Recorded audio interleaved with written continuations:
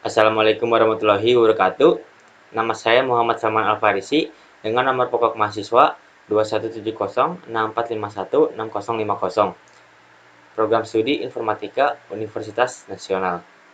Pada kesempatan kali ini, saya akan membahas soal ujian tengah semester mata kuliah basis data.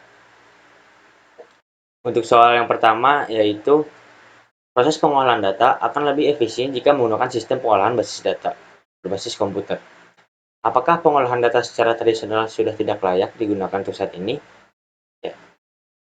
Proses pengolahan data menggunakan sistem basis data tentu memiliki banyak keunggulan, seperti pemrosesan pengolahan data menjadi lebih cepat, lebih mudah, lebih efisien, serta menghemat penyimpanan ruang.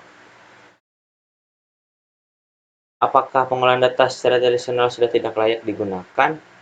Menurut saya sudah tidak layak untuk mengolah data dalam jumlah yang besar seperti data penduduk, data perusahaan, atau data mahasiswa di suatu universitas. Karena tentu dalam pengolahannya akan memakan waktu yang sangat lama. Selain itu, pengolahan data secara tradisional juga memiliki banyak kekurangan, seperti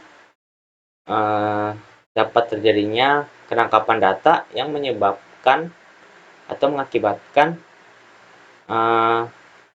pemborosan penyimpanan tempat,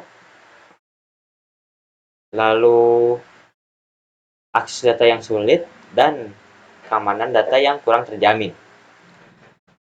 Untuk soal nomor 2 adalah jelaskan triskema arsitektur dari DBMS serta jelaskan fungsi dari DBMS. Ya. Skema arsitektur terdapat 3 level, yaitu level pertama adalah level eksternal atau view.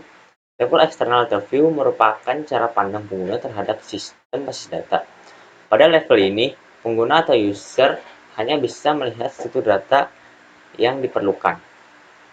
Lalu berikutnya ada level konseptual. Pada level ini merupakan level dari para administrator database. Pada level ini akan diperlihatkan semua entitas dan atribut beserta hubungannya, batasan data, serta keamanan dan integritas data. Lalu yang ketiga, level ketiga ada level internal atau level fisik. Nah, pada level ini, di mana data disimpan secara fisik dalam bentuk kode, teks, angka, dan bit. Lalu berikutnya adalah fungsi dari DBMS. Fungsi dari DBMS adalah untuk memfasilitasi para pengguna dalam mengolah, memperoleh, serta menyimpan data di dalam database. Selanjutnya adalah soal nomor 3. Soalnya adalah jelaskan perbedaan primary key dengan foreign key. Primary key disebut juga dengan kunci primer. Primary key merupakan sebuah aturan di mana fungsinya adalah sebagai identifikasi untuk membedakan satu baris dengan baris lainnya dalam suatu tabel. Sedangkan foreign key merupakan suatu atribut untuk melengkapi hubungan yang menunjukkan ke induknya. Itu artinya field pada tabel merupakan kunci tamu dari tabel lain. Berikutnya adalah soal nomor 4. Soalnya adalah jelaskan perbedaan DDL, DML, dan DCL, serta berikan contoh bagaimana membuat database dan tabel. Ya. DDL atau Data Definition Language adalah komponen bahasa DBMS yang digunakan untuk mendefinisikan struktur data. Contohnya adalah perintah untuk membuat tabel baru atau create. Berikutnya adalah DML. DML adalah Data Manipulation Language, adalah komponen bahasa DBMS yang digunakan untuk memanipulasi data. Contohnya adalah perintah-perintah seperti insert, update, dan delete. Lalu berikutnya ada DCL. DCL atau Device Control Language merupakan subbahasa untuk mengendalikan struktur internal basis data. DCL digunakan untuk menyesuaikan sistem agar lebih efisien. Selanjutnya, saya akan memberikan contoh bagaimana cara membuat database dan tabel menggunakan MySQL. Sekarang saya akan memberikan contoh untuk membuat database dan tabel pada MySQL. Pertama-tama, aktifkan terlebih dahulu MySQL pada XAMPP. Seperti ini. Kita aktifkan terlebih dahulu MySQL. Jika sudah, kita masuk ke command prompt. Caranya adalah search, ketik cmd, lalu enter. Maka akan langsung masuk ke dalam command prompt. Berikutnya adalah kita akan masuk ke dalam directory C. Caranya adalah ketik cd, titik 2 kali, lalu enter, sampai masuk ke directory C. Jika sudah masuk ke directory C, maka selanjutnya kita akan masuk ke dalam file XAMPP. Caranya adalah ketik cd, lalu XAMPP. Berikutnya adalah MySQL. Ketik cd, MySQL. Selanjutnya masuk ke dalam bin. Ketik cd, lalu bin. Jika sudah sampai di dalam file bin, berikutnya adalah ketik MySQL, lalu strip u root, lalu enter. Maka akan muncul notifikasi MariaDB. Selanjutnya kita akan coba untuk menampilkan database yang sudah pernah dibuat, yaitu dengan mengetikkan show database di koma. Maka akan muncul database yang sebelumnya sudah pernah dibuat. Di sini kita akan menambahkan database baru. Caranya adalah ketik create. Create ini merupakan perintah dari DDL atau Data Definition Language. Ketik create database, lalu nama database yang ingin kita buat. Sini saya menggunakan mahasiswa, lalu titik koma, enter. Maka akan muncul notifikasi query OK, yang artinya database berhasil dibuat. Selanjutnya kita lihat kembali apakah database sudah masuk. Nah, di sini database mahasiswa sudah berhasil dibuat. Selanjutnya adalah membuat table. Pertama kita harus masuk ke dalam database mahasiswanya, use db mahasiswa, database berhasil digunakan. Selanjutnya adalah membuat table di dalam database mahasiswa. Ini adalah create table, lalu nama tabelnya saya menggunakan nama table mahasiswa, lalu buka kurung. Di sini saya akan menambahkan kolom yang pertama adalah nama mahasiswa, lalu tipe datanya varchar dengan jumlah karakter 25, lalu not null, artinya tidak boleh kosong, lalu koma. Berikutnya adalah kolom npm atau nomor pokok mahasiswa. Tipe datanya integer, lalu not null, artinya tidak boleh kosong. Selanjutnya adalah kolom program studi.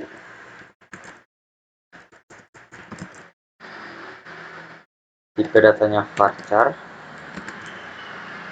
jumlah karakternya 25, lalu not null.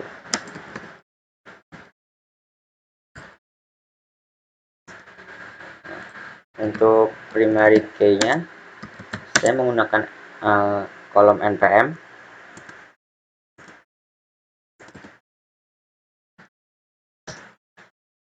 lalu tutup kurung di koma. Di sini terdapat notifikasi query, artinya table berhasil ditambahkan.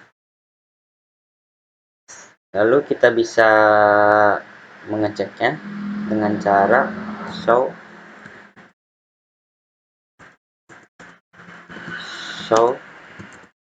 tables.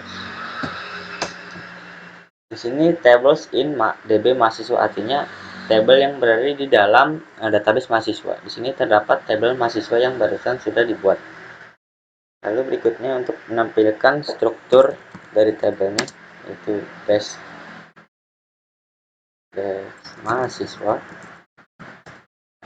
Di sini muncul struktur tabelnya. Selanjutnya adalah menampilkan tabel dan datanya.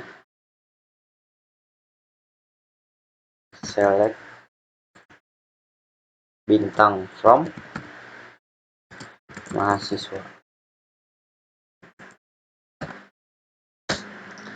Di sini karena datanya masih kosong, maka kita harus isi terlebih dahulu. Kita akan mengisi data pada tabelnya, yaitu dengan insert. Insert ini merupakan perintah dari DML atau Data Manipulation Language. Insert into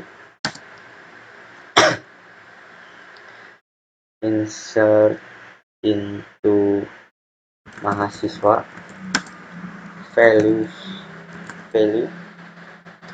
lalu masukkan yang pertama adalah nama, lalu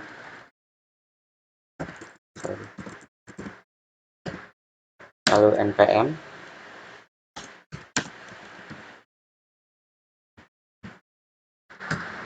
lalu berikutnya program studi.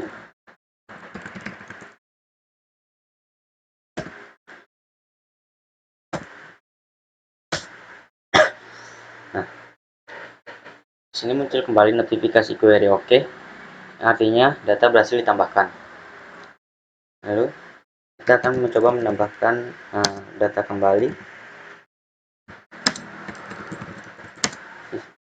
Mahasiswa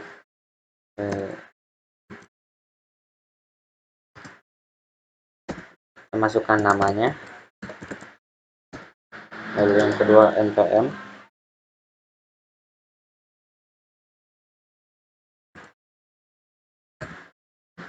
lalu program studi informatika. Jika sudah berhasil, kita akan menampilkan kembali tabelnya.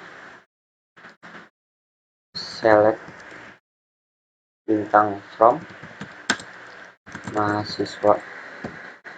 Nah, di sini sudah terlihat tabel beserta data yang barusan diisi dengan kolom nama mahasiswa, npm, dan program studi. Lalu datanya ada nama, npm, dan program studinya sudah terisi. Seperti itu untuk cara pembuatan database dan tabel pada MySQL. Selanjutnya untuk soal terakhir, yaitu nomor 5. Soalnya adalah buatlah contoh perintah SQL untuk menggabungkan beberapa tabel. Sini saya akan berikan contoh perintah SQL untuk menggabungkan beberapa tabel. Yang pertama adalah aktifkan dulu MySQL pada control panel XAMPP.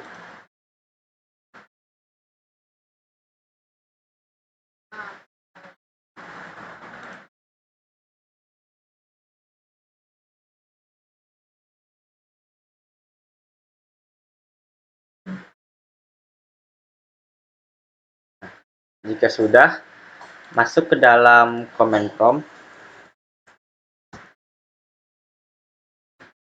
Selanjutnya adalah masuk ke dalam directory C.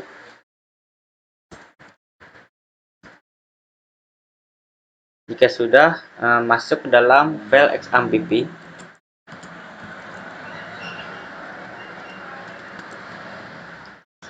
Lalu MySQL, lalu bin.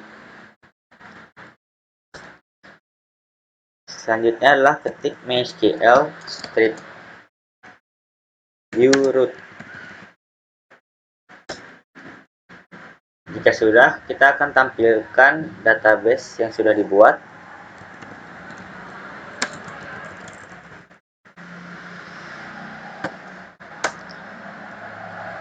Selanjutnya saya akan menggunakan database mahasiswa.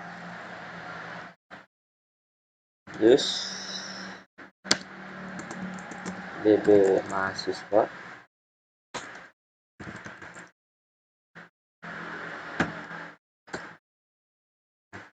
Di sini saya sudah menyiapkan dua tabel.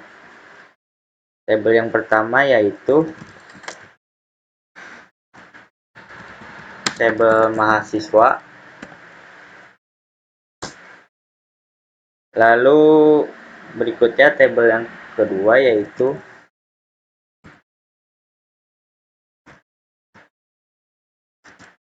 tabel nilai.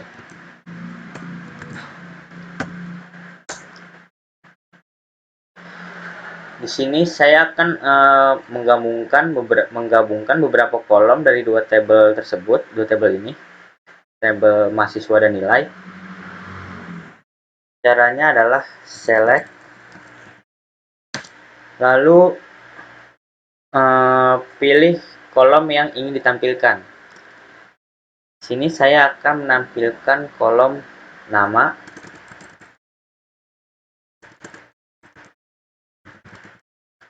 lalu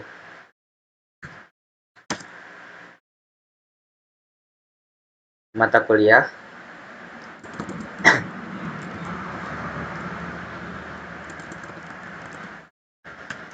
lalu nilai, dan program studi.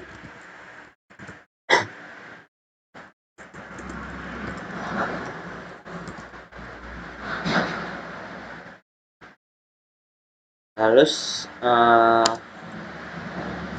berikutnya adalah from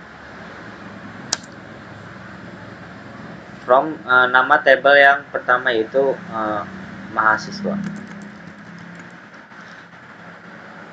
Lalu sini saya menggunakan perintah inner join, lalu nama tabel yang kedua yaitu nilai. Using, saya di sini menggunakan primary key npm, npm, lalu .com, tekan enter. Maka di sini beberapa kolom dari dua tabel sudah tergabung, sudah menjadi satu. Ada nama mahasiswa, mata kuliah, nilai, dan program studi. Ada nama mahasiswa yang dari tabel 1, lalu mata kuliah dari tabel kedua, nilai dari tabel kedua, dan program studi dari tabel yang pertama. Seperti itu untuk cara menggabungkan beberapa kolom dari beberapa tabel. Sekian untuk pembahasan soal ujian tengah semester dari saya. Kurang lebihnya mohon maaf. Wassalamualaikum warahmatullahi wabarakatuh.